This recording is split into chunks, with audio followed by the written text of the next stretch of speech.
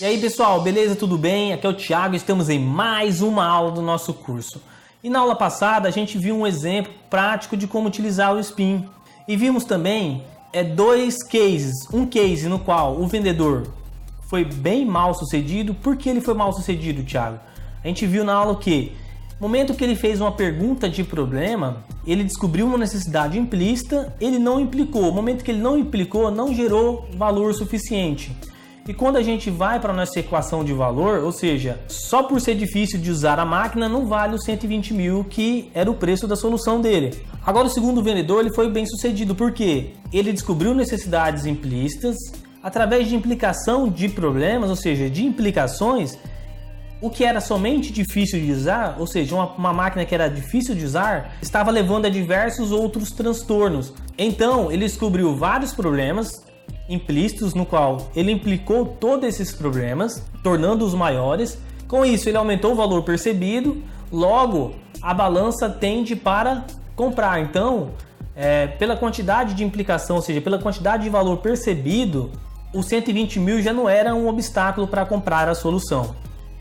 E hoje o que a gente vai fazer? Hoje a gente vai aprender a criar o nosso script de vendas, ou seja, o nosso roteiro de vendas. Então preste bem atenção nessa aula. Vimos em algumas aulas atrás sobre a matriz de qualificação do produto, no qual o lado esquerdo da matriz ele fala das vantagens e do lado direito qual problema esse produto resolve. Através da matriz de qualificação do produto, a gente criou a nossa matriz de implicação, ou seja, se a gente tem uma vantagem, essa vantagem resolve um problema.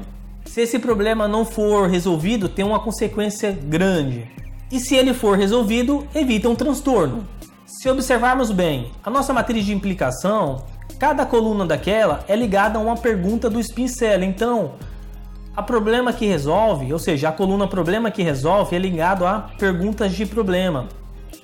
A coluna se não resolve, ou seja, se aquele problema não é resolvido, é ligado a perguntas de implicação. Ou seja, se aquele problema for resolvido, está ligado às perguntas de necessidade de solução. Primeiramente, o que a gente vai fazer? A gente vai descrever como o nosso produto pode ajudar o nosso cliente. Não precisa fazer um texto muito grande, desde que seja claro e objetivo para você, entendeu? Aqui eu vou usar os exemplos das aulas anteriores, no qual a gente fez a nossa matriz de qualificação do produto e matriz de implicação. A gente fez sobre o pneu Primacy 3, um pneu que a gente escolheu, pesquisando na web. Aqui eu fiz uma descrição de como meu produto pode ajudar o cliente.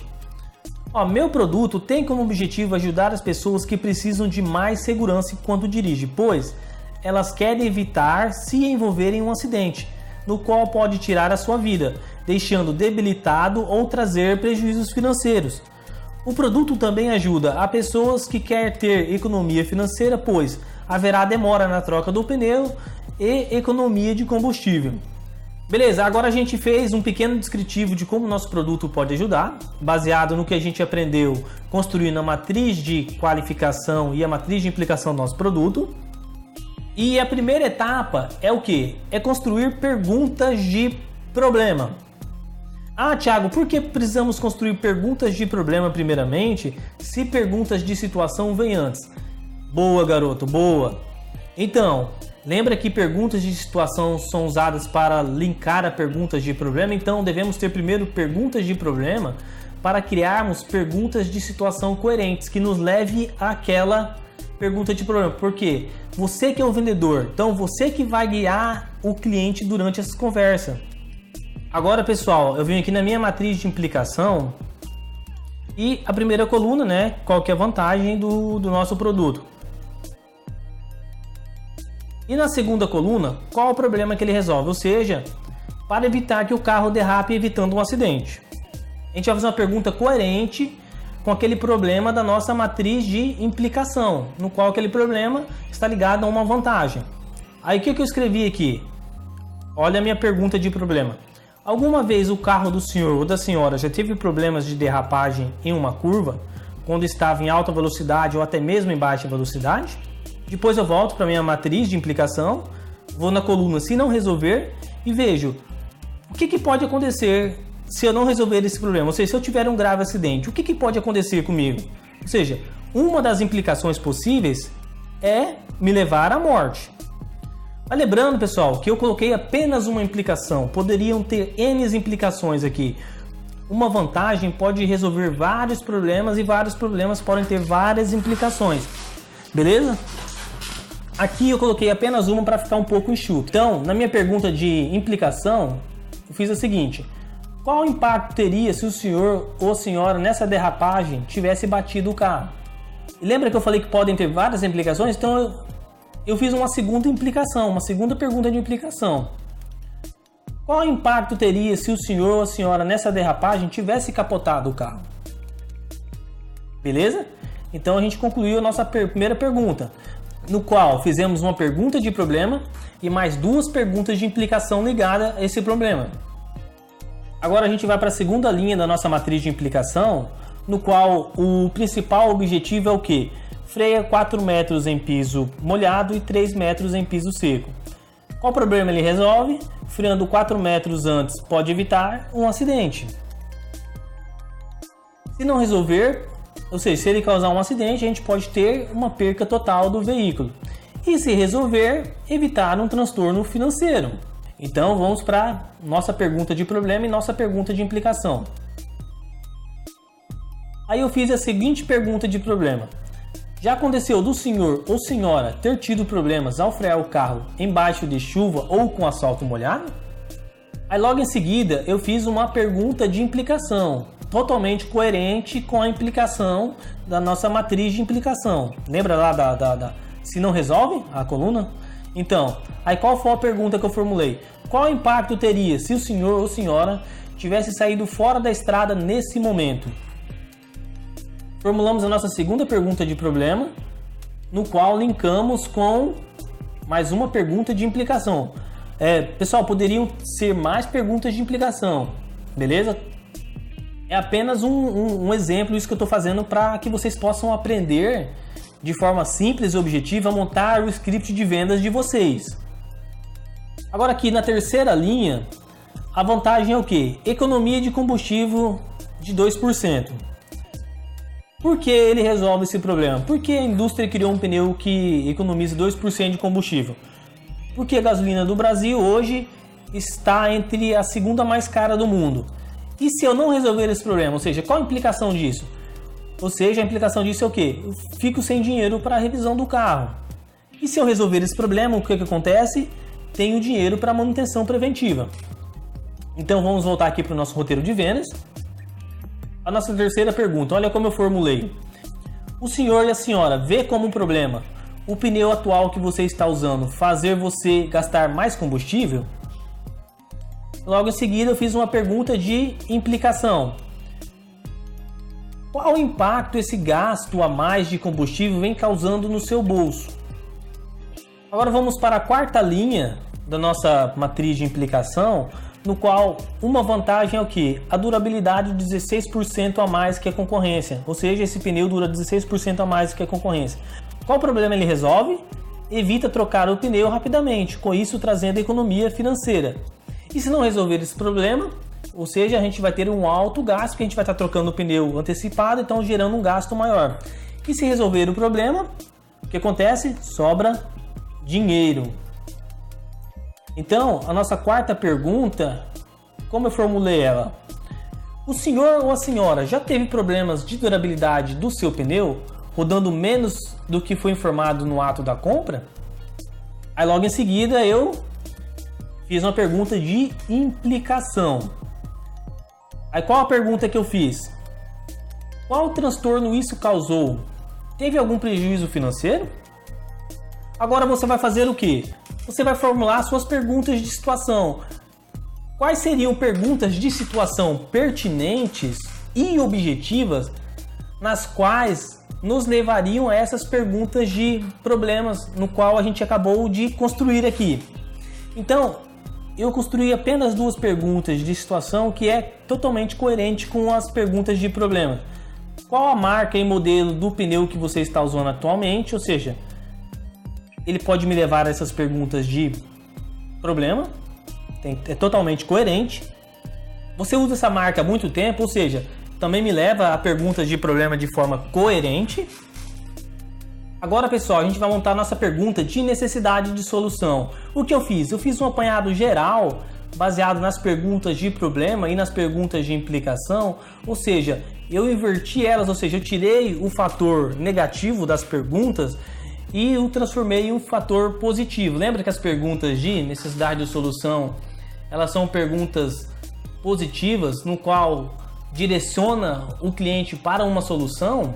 Então o que eu fiz aqui? Eu fiz isso.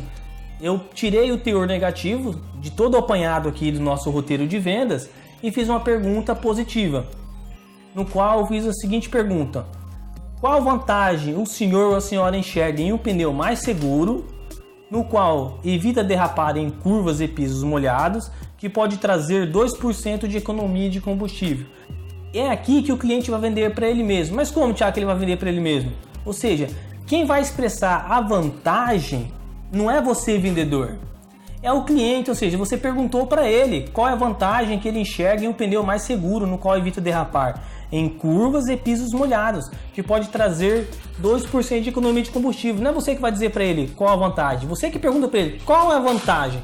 E ele vai dizer, e aí que ele vende internamente. Agora, o que você vai fazer?